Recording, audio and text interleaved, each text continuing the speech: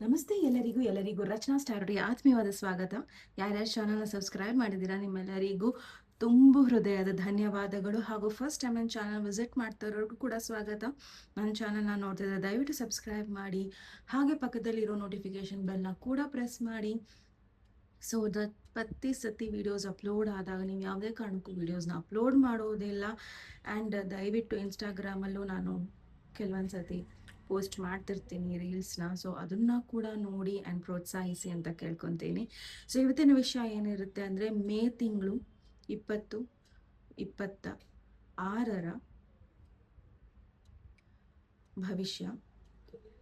So May 1ರಿಂದ 15ರವರೆಗೂ, so May 1ರಿಂದ 15ರವರೆಗೂ ನಿಮ್ಮ ಒಂದು ಈ ಒಂದು ರೀತಿಯಲ್ಲಿ ಯಾವ ಬೆಳವಣಿಗೆ ಇರುತ್ತೆ ಅಥವಾ ಏನಿರುತ್ತೆ, ಅಥವಾ ನೀವು ಯಾವ ಥರ ನಿಮ್ಮ ಈ ಒಂದು 15 ದಿನಗಳನ್ನು ಕಳೀತೀರಾ ಅನ್ನೋ ಒಂದು ವಿಷಯ ಇರುತ್ತೆ. ಸೊ 3 ಪೈಲ್ಸ್ ಇರುತ್ತೆ. ಸೊ ಮೊದಲನೇದಾಗಿ ವರ್ಲ್ಡ್, ಓಕೆ. ಸೊ ಎರಡನೇದು ಹ್ಯಾಪಿ, ಹಾಗೂ ಮೂರನೇದು ಪ್ಲೇ. ಸೊ ನಿಮಗೆ ಯಾವ ಪೈಲ್ ಇಷ್ಟ ಆಗುತ್ತೋ ಅದನ್ನು ನೀವು ಚಾಯ್ಸ್ ಮಾಡಿ ಆ್ಯಂಡ್ ನಿಮ್ಮ ಪೈಲ್ಸ್ನ ನೀವು ನೋಡ್ಕೊಳ್ಳಿ. ಸೊ ಇದು ಜನರಲ್ ರೀಡಿಂಗ್ಸ್ ಆಗಿರೋದ್ರಿಂದ ದಯವಿಟ್ಟು ಏನು ರೆಸನೇಟ್ ಆಗುತ್ತೆ ಅಥವಾ ಏನು ನಿಮ್ಮ ಸಿಚುವೇಶನ್ ಇದೆ ಅದಕ್ಕೆ ತಕ್ಕನಂಗೆ ತಗೊಳ್ಳಿ, ಇಲ್ಲ ಅಂದರೆ ಬಿಟ್ಬಿಡಿ. ಓಕೆ. ಸೊ ಫಸ್ಟ್ ನಾದಾನ ಕೇಳೋಣ ಆ್ಯಂಡ್ ನಾವು ಶುರು ಮಾಡೋಣ. Okay.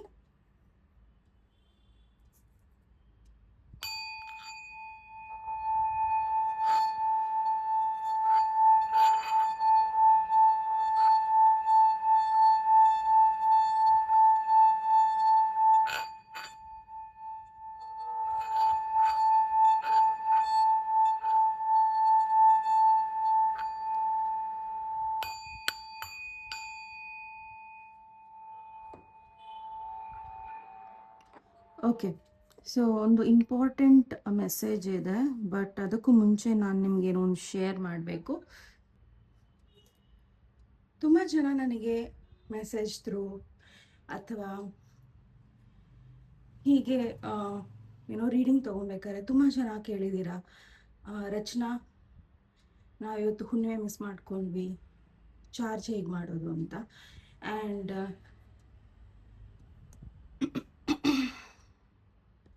And please Rachana ma'am ಹೇಳಿ ನನಗೆ, ನಾನು ಹುಣ್ಣಿಮೆ ದಿನ ಚಾರ್ಜ್ ಮಾಡೋದನ್ನು ಮರ್ತೋಯ್ತು, ಇದು ಬಿಟ್ಟು ಬೇರೆ ಏನಾರ ಮೆಥಡ್ ಇದೆಯಾ ನನ್ನ ಒಂದು ಬ್ರೇಸ್ಲೆಟ್ಸ್ನ ಚಾರ್ಜ್ ಮಾಡೋದು ಅನ್ನೋದಾದರೆ ಖಂಡಿತ ಇದೆ.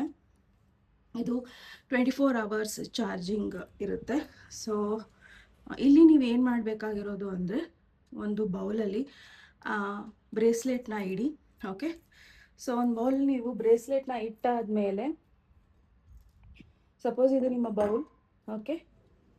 ಸೊ ಇದರೊಳಗೆ ನೀವು ನಿಮ್ಮ ಬ್ರೇಸ್ಲೆಟ್ನ ಇಡ್ತೀರಾ. ಸೊ ಬ್ರೇಸ್ಲೆಟ್ ಇಟ್ಟಾದಮೇಲೆ ನೀವು ಏನು ಮಾಡಬೇಕು ಅಂದರೆ ಅಕ್ಕಿನ, ಓಕೆ. ಸೊ ನೀವು ಒಳ್ಳೆ ಅಕ್ಕಿನೇ ಇಡಬೇಕು ಅಂತ ಏನೂ ಇಲ್ಲ.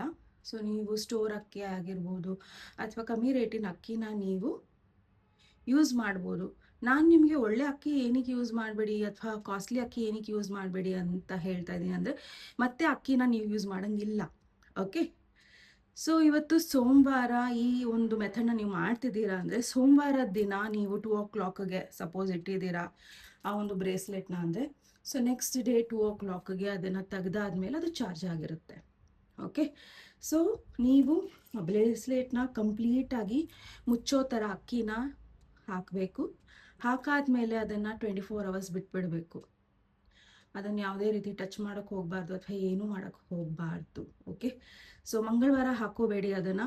ಸೊ ನೆಕ್ಸ್ಟ್ ಡೇ ವೆಡ್ನೆಸ್ಡೇ ಸ್ನಾನ ಮಾಡಿ ಅದನ್ನು ದೇವರ ಹತ್ರ ದೀಪ ಹಚ್ಚಿ ಪೂಜೆ ಮಾಡಿ ಮಂತ್ರಗಳನ್ನು ಹೇಳಿ ಆ್ಯಂಡ್ ಹಾಕ್ಕೊಳ್ಳಿ. ಓಕೆ.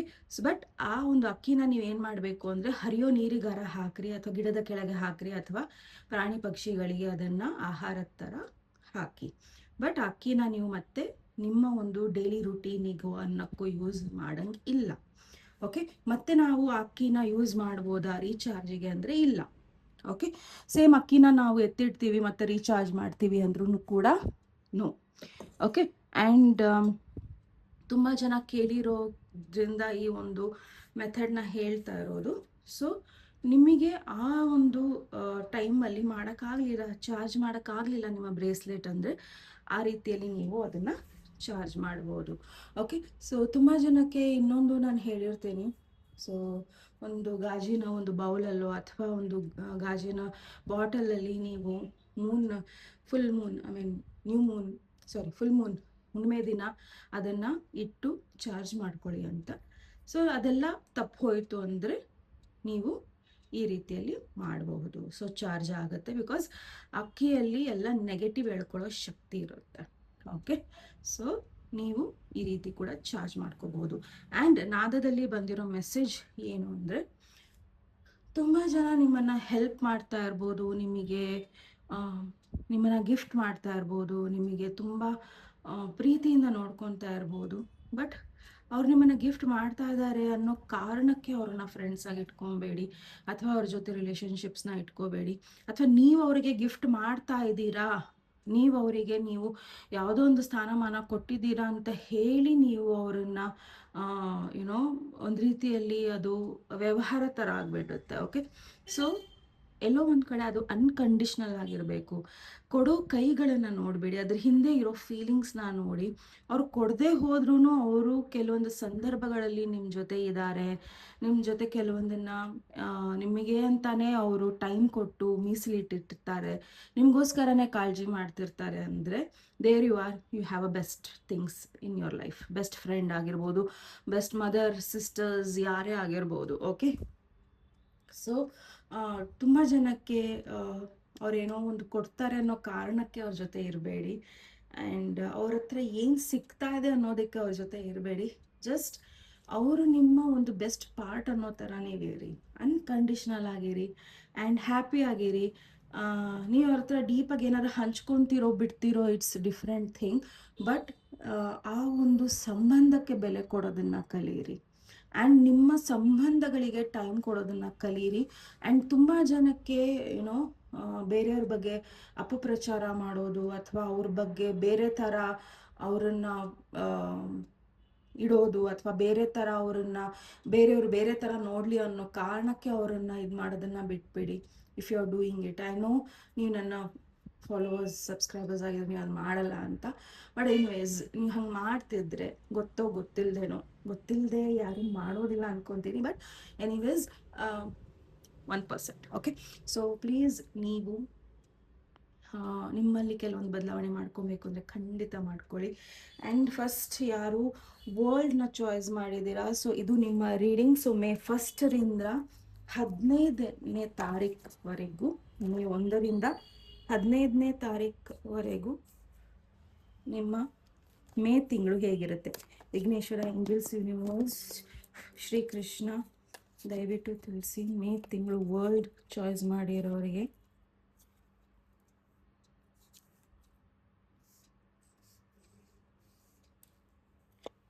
ಹೇಗಿದೆ. ಸೊ ಒಂದು ಬ್ಲೆಸ್ಸಿಂಗ್ ಕಾರ್ಡ್ಸ್ ಆ್ಯಂಡ್ ಒಂದು balance cards. Okay, table, work, head, hard work, plenty of material things. Okay, be aware of great pride.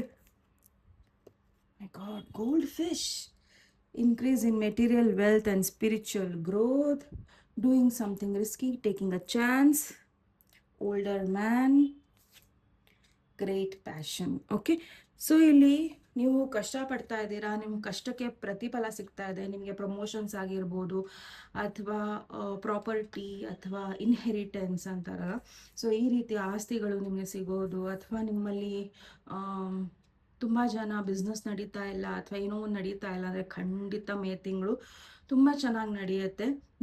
ನೀವೆಷ್ಟು ಕಷ್ಟಪಡ್ತೀರಾ, ನಿಮ್ಮ ಪರಿಶ್ರಮಕ್ಕೆ ತಕ್ಕ ಫಲ ನಿಮಗೆ ಸಿಗ್ತಾ ಇದೆ. ಆದರೆ ಬಿ ಅವೇರ್ ಆಫ್ ಪ್ರೈಡ್. ಇಲ್ಲಿ ಏನು ಹೇಳ್ತಾ ಇದೆ ಅಂದರೆ, ನೀವು ಏನೋ ಒಂದು ರಿಸ್ಕನ್ನು ತಗೊತಾ ಇದ್ದೀರಾ. ಸೊ ಆ ರಿಸ್ಕ್ಗಳನ್ನು ತಗೊಳಕ್ಕೆ ಹೋಗಬೇಡಿ. ಜಸ್ಟ್ ಬಿಕಾಸ್ ನಿಮ್ಮ ಹತ್ರ ದುಡ್ಡಿದೆ, ಏನೋ ಒಂದಿದೆ, ಯಾವುದೋ ಒಂದು ಕ್ಲಿಯರ್ ಇಲ್ಲ ನಿಮಗೆ, ಯಾವ್ದ್ರ ಬಗ್ಗೆನೋ ಯಾರ ಬಗ್ಗೆನೋ ಕ್ಲಿಯರ್ ಇಲ್ಲ, ಅಲ್ಲಿ ದುಡ್ಡನ್ನ ಇನ್ವೆಸ್ಟ್ ಮಾಡೋದು ಅಥವಾ ಡಿಸಿಷನ್ಸ್ನ ತಗೊಳ್ಳೋದಕ್ಕೆ ಹೋಗಬೇಡಿ ಮೇ 1ರಿಂದ 15ರವರೆಗೆ. Because be careful, do not take risk ಅನ್ನೋದು 2 ಸತಿ ಬಂದಿದೆ ನಿಮಗೆ. Doing something risky, taking a chance ಅಂತ ಬರ್ತಾ ಇದೆ. ಓಕೆ, ಸೊ ನೀವು ಯಾವುದ್ರ ಬಗ್ಗೆ ತುಂಬ ಶ್ಯೂರ್ ಇಲ್ವೋ, ಅದು ಒಬ್ಬರಿಗೆ ದುಡ್ಡು ಕೊಡೋದಾಗಿರ್ಬೋದು, ನೀವು ಯಾವುದೋ ಒಂದು ಇನ್ವೆಸ್ಟ್ಮೆಂಟ್ ಮಾಡೋದಾಗಿರ್ಬೋದು, ಯಾವುದೋ ಒಂದು ರೀತಿಯಲ್ಲಿ ನಿಮಗೆ ತುಂಬ ಇನ್ಫಾರ್ಮೇಷನ್ ಇದೆ ಅಂದ್ಕೊಂಡು ನೀವು ಮಾಡೋದಾಗಿರಬಹುದು. ಸೊ ಅಲ್ಲಿ ನೀವು ರಿಸ್ಕ್ ತಗೊಳಕ್ಕೆ ಹೋಗಬೇಡಿ, ಅಲ್ಲಿ ನೀವು ಅಡ್ವೈಸ್ ತಗೋಬೇಕಾಗಿದೆ. ಓಕೆ, ಸೊ ನಿಮ್ಮ ಅಹಂನ, ನಿಮ್ಮ ಪ್ರೈಡನ್ನ, ನನಗೆಲ್ಲ ಗೊತ್ತಿದೆ ಅನ್ನೋ ಒಂದು ವಿಚಾರನ ಪಕ್ಕಕ್ಕಿಟ್ಟು ತುಂಬಾ ಬ್ಯಾಲೆನ್ಸ್ಡ್ ಆಗಿರ್ಬೇಕಾಗತ್ತೆ ನೀವು ನಿಮ್ಮ ದುಡ್ಡಿನ ವಿಚಾರದಲ್ಲಿ. ಓಕೆ, ಬಿಕಾಸ್ ನಿಮ್ಮ ದುಡ್ಡು ನಿಮಗೆ ಸುಮ್ಮನೆ ಸಿಗ್ತಾ ಇಲ್ಲ, ನಿಮ್ಮ ಪರಿಶ್ರಮಕ್ಕೆ ಸಿಗ್ತಾ ಇದೆ. ಬಿಕಾಸ್ ತುಂಬ ಕಷ್ಟಪಟ್ಟಿದ್ದೀರಾ ನೀವು ಅದಕ್ಕೆ. ಓಕೆ, ಸೊ ಬಿ ಕೇರ್ಫುಲ್, ನೀವು ಯಾವುದ್ರ ಬಗ್ಗೆ ಚಾನ್ಸನ್ನ ತಗೊತಾ ಇದ್ದೀರಾ ಅನ್ನೋದು. Even it can be romance also. So ಯಾರೋ ಒಬ್ಬರು ನಿಮ್ಮ ಲೈಫಲ್ಲಿ ಬರ್ತಾ ಇರ್ಬೋದು, ಆ್ಯಂಡ್ ಈ ವ್ಯಕ್ತಿನ ನಾನು ತುಂಬ ಚೆನ್ನಾಗಿ ಗೊತ್ತು, ಈ ವ್ಯಕ್ತಿ ನನಗೆ 100% ಗೊತ್ತು, ಇನ್ ಆ್ಯಂಡ್ ಔಟ್ ಅನ್ನೋ ರೀತಿಯಲ್ಲಿ ಅವ್ರಿಗೆ ಚಾನ್ಸ್ ಕೊಡಬೇಡಿ. ಪಾಸ್ಟ್ ವ್ಯಕ್ತಿ ಆಗಿರ್ಬೋದು, ಯಾರೇ ಆಗಿರ್ಬೋದು, ಸಡನ್ನಾಗಿ ನಿಮ್ಮ ಲೈಫಲ್ಲಿ ಏನೋ ಒಂದು ಪರಿವರ್ತನೆಗಳಾಗ್ತಾ ಇದೆ ರಿಗಾರ್ಡಿಂಗ್ ರಿಲೇಷನ್ಶಿಪ್ಪು, ದುಡ್ಡು ಅಂದರೆ ತುಂಬ ಹುಷಾರಾಗಿರಿ ಆ್ಯಂಡ್ ಬ್ಯಾಲೆನ್ಸ್ಡ್ ಆಗಿರಿ, ಎಸ್ಪೆಷಲಿ ಮನಿ ಮ್ಯಾಟರ್ಸಲ್ಲಿ ಕೂಡ. ಓಕೆ, ಸೊ ಓಲ್ಡರ್ ಮ್ಯಾನ್ ಇಲ್ಲಿ ಬರ್ತಾ ಇದೆ. ಯಾ, ಸೊ ಇಲ್ಲಿ ಓಲ್ಡರ್ ಮ್ಯಾನ್ ಪ್ರಾಬಬಲಿ ನಿಮ್ಮ ಮನೆಯಲ್ಲಿರೋ ಒಂದು ಹಿರಿಯ ವ್ಯಕ್ತಿ ಆಗಿರ್ಬೋದು, ಅಥವಾ ನಿಮ್ಮ ಲೈಫಲ್ಲಿ ಎಲ್ಲೋ ಒಂದು ಕಡೆ ಜಾಬಲ್ಲಿ ಅಥವಾ ಎಲ್ಲೋ ಒಂದು ಕಡೆ ಈ ವ್ಯಕ್ತಿಗಳು ಇರಬಹುದು. ಈ ವ್ಯಕ್ತಿ ಕೆಲವೊಂದು ರೀತಿಯಲ್ಲಿ ನಿಮ್ಮ ಲೈಫಲ್ಲಿ ಆಪರ್ಚುನಿಟೀಸ್ನ ಕೊಡೋದಕ್ಕೆ ಟ್ರೈ ಮಾಡ್ತಾ ಇರ್ಬೋದು. But is this older man a positive one? Okay,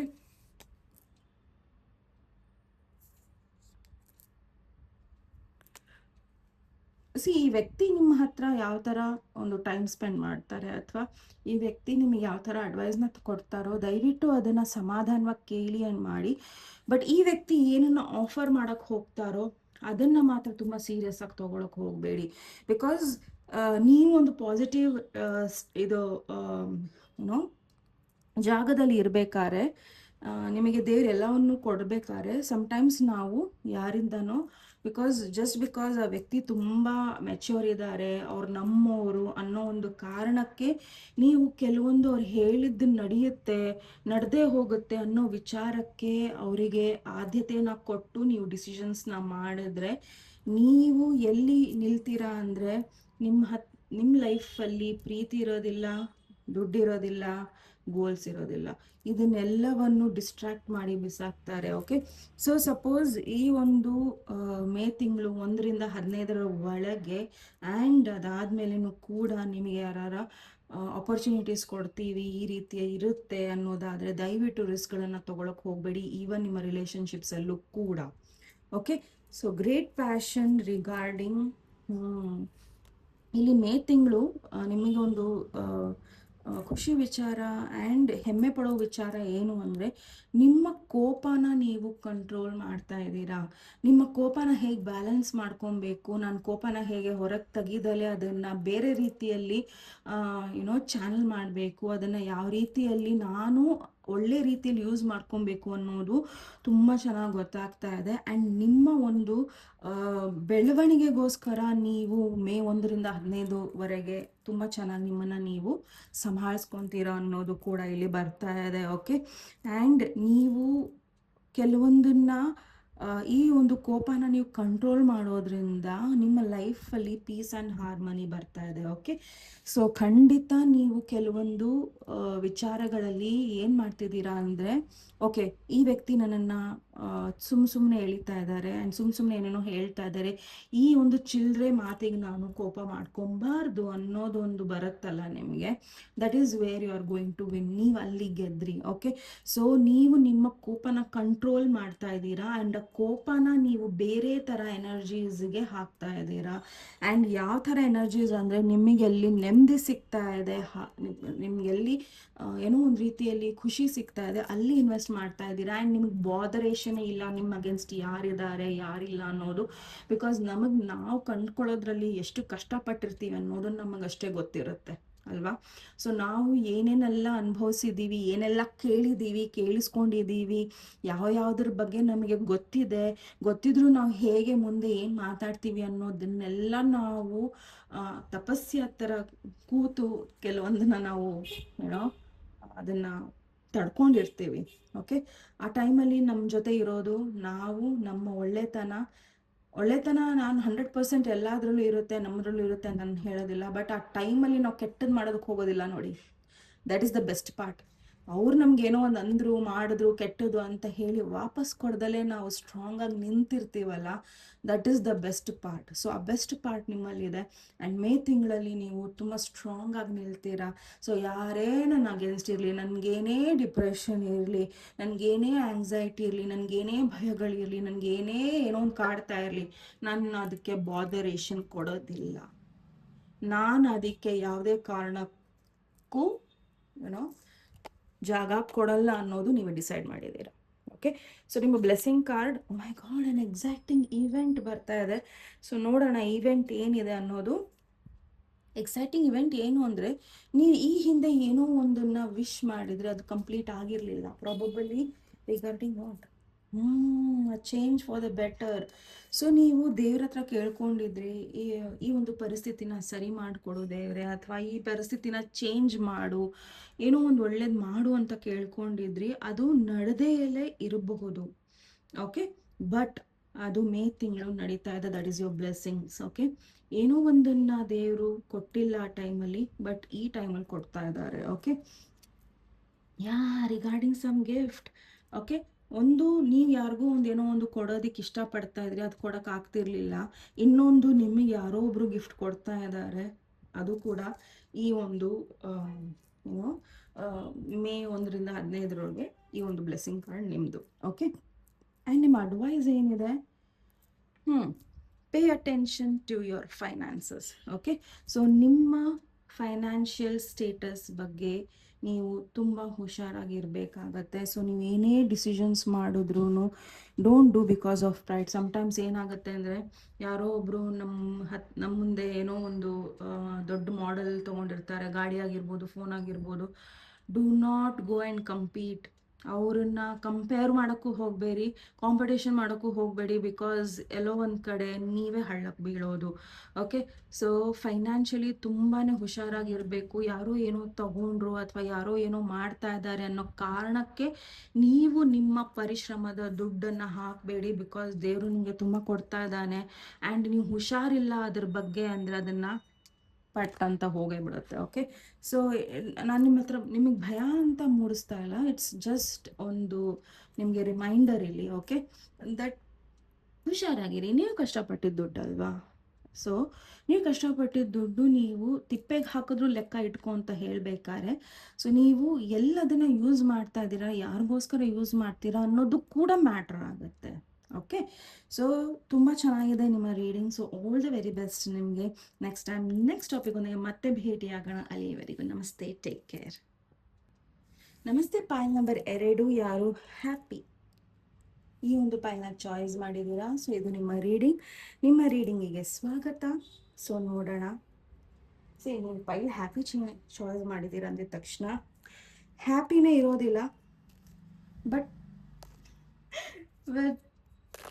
ನಾವು ಪ್ರಾರ್ಥನೆ ಮಾಡೋಣ ಹ್ಯಾಪಿಯಾಗಿರಲಿ ಅಂತ. ಬಟ್ ಫೀಲಿಂಗ್ ಇದೆ ಹ್ಯಾಪಿಯಾಗಿರುತ್ತೆ ಅಂತ. Okay, so don't worry.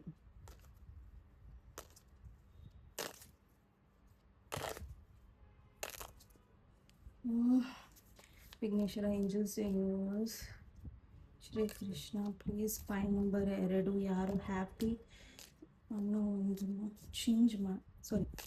Choice ಮಾಡಿದ್ದಾರೆ. ಚೇಂಜ್ ಮಾಡಿದ್ರಾ ನೀವು?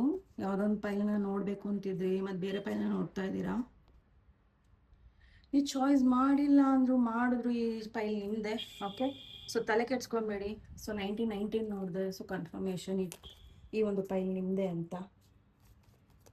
ಪ್ಲೇ ಅಂತ ಒಂದು ಬಿಟ್ಟಿದ್ನಲ್ಲ ಪೈಲು, ಅದೆಲ್ಲೋ ಬಿದ್ದೋಗಿದೆ, ಪ್ಲೇ ಬಟನ್.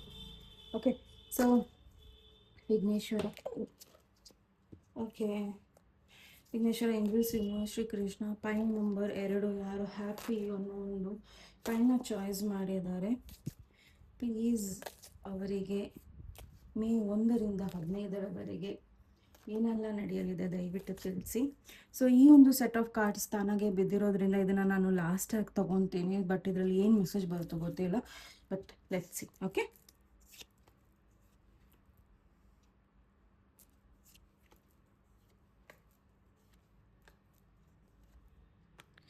ಇದು ನಿಮ್ಮ ಬ್ಲೆಸ್ಸಿಂಗ್ ಕಾರ್ಡ್. ಓಕೆ, ಆ್ಯಂಡ್ ಇನ್ನೊಂದು ನಿಮ್ಮ advice card. Okay,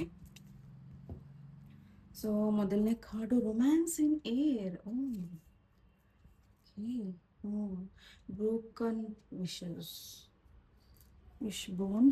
okay, golden fish, doing something risky. Be careful, do not take the risk. Similar to pile number 1. Okay, so long journey